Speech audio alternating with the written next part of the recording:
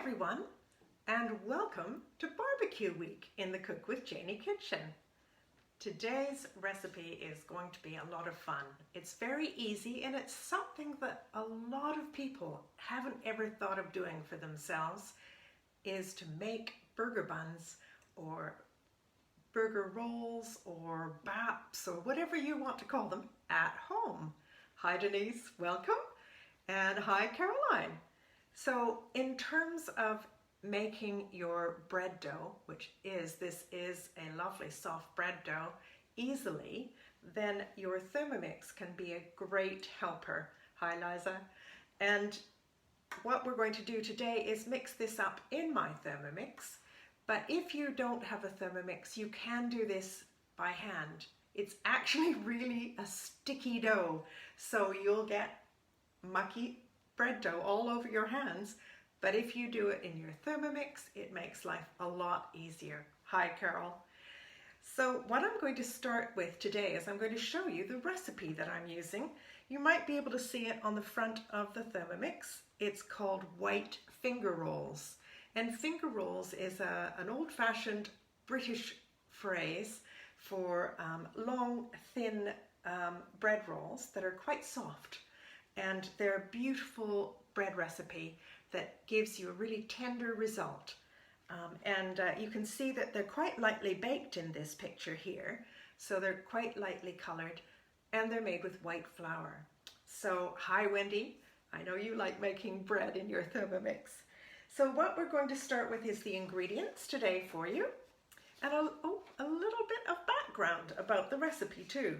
So we've got 650 grams of strong flour, a teaspoon of fine sea salt, 2 teaspoons of caster sugar or any other sugar that you happen to have, and 1.5 teaspoons of instant bread machine yeast, or you could use 20 grams of fresh yeast if you can get it. You could also adjust this recipe and make it into a sourdough bread recipe if you can't get yeast in these days of lockdown. And then there's 50 grams of unsalted butter and 400 grams of milk for the liquid, which will give the tenderness to the rolls. So it's going to be, and an egg. It's going to be a really delicious recipe and very easy to make. So we're going to start off by following this recipe on Cookidoo. And actually this recipe, or a very close version of it, was first published in Fast and Easy Cooking, the cookbook that I wrote in 2006 for the TM31. So if you have a TM31, that's a couple of models ago, then you'll find that this recipe is in that cookbook. And it's called burger buns, milk rolls, dinner rolls, and finger rolls, I think. And also, of course, having grown up in North America, I grew up with hot dogs, and beef burgers are called hamburgers there. So bread rolls for those are wonderful. And that's why I thought of putting this recipe in that book. And I'm so glad that it's on Cookidoo now for people all around the world to use it. And yes, I've just seen a question about a different milk. And yes, I'll tell you about how to make these dairy-free or vegan, and as we go along here. So here we go. We're going to just go to the first page here and let's start cooking. So it says grease a large bowl. Here we go to next, and 650 grams of strong white bread flour. Well, my family over the years, I've actually trained to like brown flour. So I'm going to do half and half, and this is my first personal variation on this recipe. So I've actually got some ciabatta flour here. Oops. And I'll just sort of throw it out of the jar and make clouds. And here we are. I'm going to do about half, so about 300 to 350 grams of the white flour. I'll just shake that in. Come on, I think I need a spoon to help it. Let's just do this then.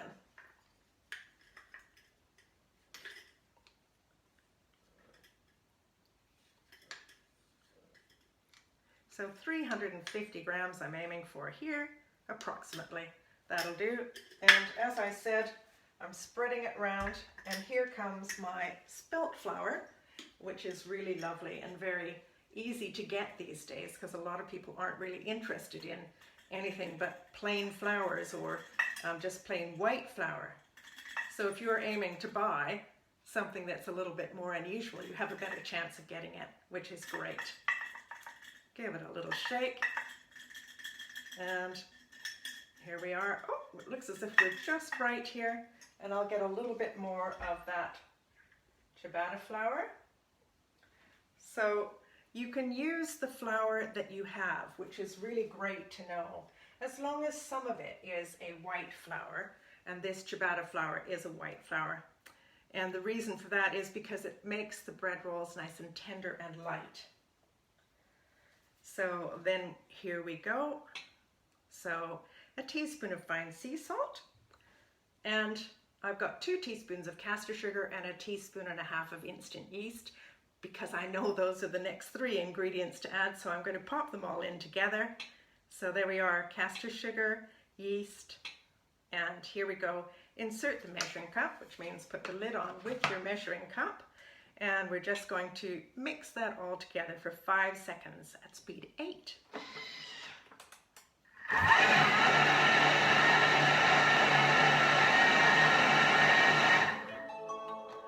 So if you were doing this by hand, then all you're doing here is you're mixing up those dry ingredients. Hi Shirley, hi Claire. And now I'm going to add the butter. So 50 grams of unsalted butter. So here we go. 40, so let's just get a little lump from this one. If it ended up being slightly more or slightly less, that's all right too. So there we go, 46. And if you were doing it dairy-free, then what you'd be doing here is you'd be adding coconut oil or olive oil. So here we go. All you've got is you've got your lump of butter in there, and you're going to chop that into the flour now. And I'll just use my spatula to release that from the side. Here we go. That's it. So there we are. Next, just chop that into the flour so it's evenly mixed, and that's just turbo pulsing 3 times, just quickly mixing and chopping it in. And this is a technique that you can use to make pastry as well.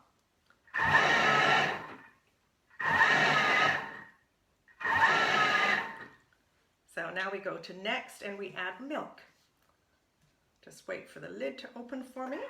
There we are. And I had a bunch of jars. It doesn't matter, I can't show it to you, John. It's just flour with butter chopped in. John wants to see every step. He loves to see every step. So I've got a bunch of jars in the fridge with little bits and pieces of milk or similar to milk. And I've got this little bit of buttermilk. So I'm going to use this as part of my 400 mils of milk. And that will certainly be perfectly fine in a bread recipe. And it uses up what's in my fridge. And I've also got, after making the chicken and yogurt recipe last week, I actually steamed some rice with some ghee, and I'd also made the ghee last week. And I actually have that here, some steaming water left over. So I'm going to use that as part of my milk as well. And speaking of ghee, if you are having dairy in these bread rolls, then you could use ghee instead of butter if you wanted to. So our next thing is to top that up with some milk. And here is where you could use your non-dairy milk, of course, of your choice. And almond milk, as somebody asked already, would be a really good choice, or cashew milk, or oat milk, or rice milk. Any of those kinds of milks would be perfectly fine in this recipe for a non-dairy version. And so here we go to our next ingredient, 1 large egg. So here we go. I have some eggs at the moment, but if you're at a moment in your kitchen where you don't have any eggs on hand, then it's perfectly fine to actually use 2 egg whites, or if you're a vegan, use the flaxseed egg or chia seed egg replacement, which is great. So you've got choices and flexibility even in that part of your recipe too. And I have a friend who's allergic to eggs, so she would like to know that too. And the egg gives some of the tenderness and richness to the bread. So here we go. I'm going to put the lid back on again on my Thermomix, and the next thing is I'm going to mix it for 20 seconds at speed 4. So that's just stirring it in.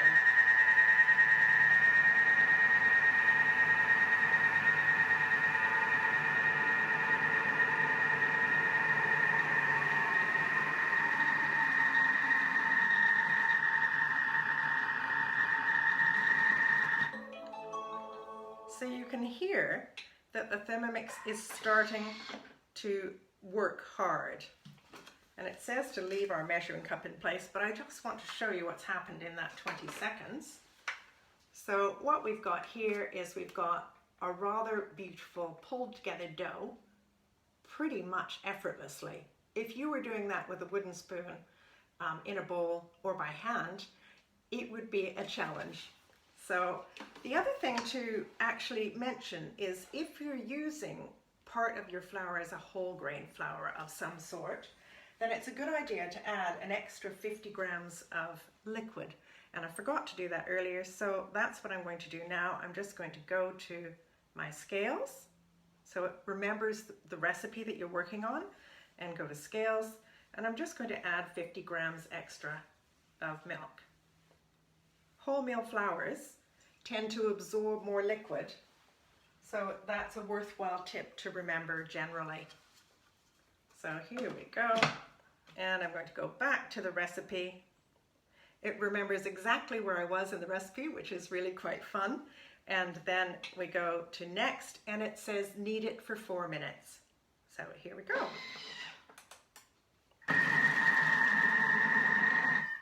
So your Thermomix does the work for you, and it's kneading and resting. Similar to when you knead and then turn the dough.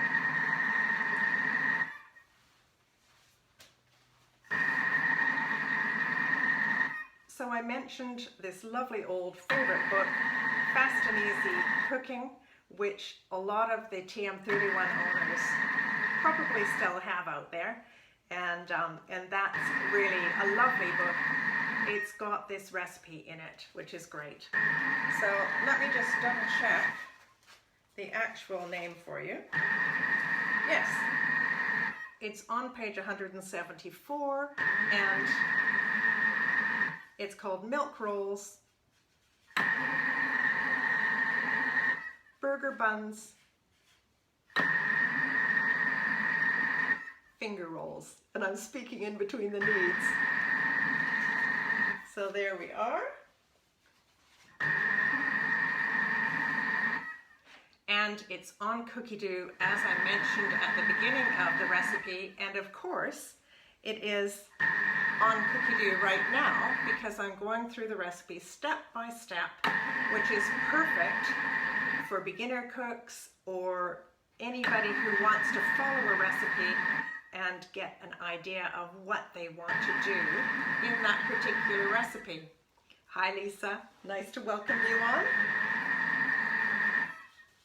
So I have here, I made a batch of these yesterday, and when it's finished kneading in 2 minutes, I will show you the sticky dough. But I kept this one, when I made bread rolls this morning, the burger buns, I kept one piece of dough aside to show you how to shape it into that burger bun shape. And you can see actually, if you baked it like this, and I just cut the dough in pieces, and if you had let it rise and baked it like this, it would be a beautiful, really interesting looking roll for having with dinner or lunch or whatever. But we want it to look like it's a burger bun, a burger roll, and so I'm going to show you how to shape it now. So I've put it onto a little bit of a floured plate here, and it's a beautiful plate from Steelite. Thank you very much, Steelite. That's great. It's a China company up in the Midlands of the UK. So I'm just rolling it and stretching the edges over and making this into a round, flat shape. And you can pinch the bottom together, and then you put it onto a floured bread tin or a tray, baking tray, and give it a little dusting of flour on top. And here we go. We're going to just pop it on, pretend that's our baking tray, and then you would cover that with a tea towel or a greased piece of cling film with the greased side down onto your bread roll so it doesn't stick, and then let it rise. So that's your second rising, and when this is finished kneading in a few moments, I'll tell you about the first rising.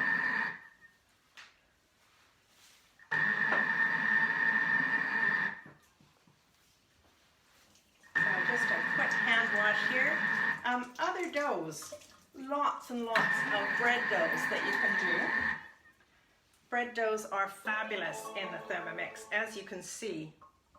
And one of the things that I really like is if you're working with a really sticky bread dough, I mean, that was a very easy hand wash just then, very minimal really compared to what I would have on my hands and under my fingernails if I was doing it all by hand, but it is possible. This saves you time and effort. So what you've got now is you've got a really sticky bread dough, and it is a challenge to handle at this point in time. I've actually bought myself an extra TM6 bowl, Thermomix TM6 bowl. So I'm actually just going to put the lid on this and put it into a cold place and let it rise for at least 6 hours, possibly overnight even, and then I will do my second rising tomorrow. And I know I explained the second rising before I explained the first rising, but it's really good if you can let your bread rise for 6 to 12 hours or overnight, even 24 hours, because then you get the effect of a sourdough long rise in fermenting out your bread flour properly, and it's much easier to digest. And it tastes better, and that is the best part. So here we go, that can just sit there for the moment. If you can fit your Thermomix bowl into the fridge, even better, because you'll be chilling the dough and really slowing down the rising, and that's what I like to do. So what I'm going to show you now is we have put the bread into the oven, we think. Let's just see what it says here. Transfer the sticky dough to a greased bowl. Cover with cling film and leave to rise in a warm place, they say on here, until doubled in size, about 2 hours. But I, as you just heard, prefer the long, slow rise, just for the flavor really and the easier digestion. So here we go. Here, transfer the risen dough to a floured surface and knock it back. And that means just give it a few little kneads by hand to knock the air out, and then cut it into pieces and shape it into whatever shape you want for those bread rolls. The picture on the recipe in Cookidoo shows finger rolls. So for my Canadian and American friends, it's a hot dog bun. And if you want it round and you want them to be soft on the edges, then place them about 1 or 2 centimeters apart on your baking tray. Those round, flat pieces of dough, and they will rise and then sort of touch each other as they rise, which means that when you bake it and you pull it apart, the sides will be soft, which is lovely. So then you place the bread, the rolls, your shaped bread rolls, onto the baking tray. If you want them to be more like individual baps, we call them here in the UK, or individual burger bun shapes, for sandwiches or picnics or whatever, then just place them a little bit further apart on your baking tray, and then the sides will bake with a crust as well. So that's the covering. The baking here, if you want them to be really soft and easy, then hi everybody who's coming on, I just should say, but if you want them to be really soft, then you preheat your oven to 220 degrees centigrade, really nice hot temperature. The Aga baking oven, the Aga roasting oven is perfect. Dust the rolls with flour and then bake them for 5 minutes at 220, and then turn the oven down, or transfer your bread rolls to the baking oven and bake for another 5 to 10 minutes until they're done. You'll be able to tell that they're done by lifting out the tray and seeing if one of the bread rolls can be easily lifted from the tray. And if you tap the bottom, I'll show you because I have some here, because I always like to bake some for you. So here we go, wrapped in tea towels. That's another tip that's on the recipe here. And if you lift up your bread roll and you tap it, you can hear that hollow sound inside. Now I like mine a little bit crusty, so these have actually baked a little longer than it says on the Cookidoo recipe. And it's up to you what you decide to do, but you can see actually it's quite soft on the side. And keeping the steam in as your bread rolls, your burger buns, cool down by wrapping them in a tea towel is actually what will make them have a nice soft finish on the edge. So here we go. Here, bread roll. I haven't cut any of these open before, so I'm actually just showing you what it looks like on the inside. You've got a beautiful crumb in there. It's really tender and lovely to cut. And because of the butter and milk that you've used, it will be tender to eat as well, and beautiful for the burgers that we are making tomorrow. So tomorrow I'm going to be showing you a double burger recipe, as in 2 burger recipes. One is going to be a beef burger mixture, really super easy, and another one is going to be a bean burger, spicy bean burger recipe, which is really delicious as well, and perfect for your vegetarian and vegan friends, or your families if that's your eating style choice. So now I'm just delighted to say I hope you've enjoyed this. I hope you will try making your own burger buns. This is real food made easy for you, and that's what I love to inspire people to do and make. If you want to see more of these recipes, more of Cook with Janie in her kitchen, that's me, then please have a look at YouTube, and also on my Cook with Janie page on Facebook, there is a videos section and you'll see them all there. And if you subscribe either one of those places, then you can actually get notified when these recipes are happening or when they're up. Thanks very much, everyone. Bye.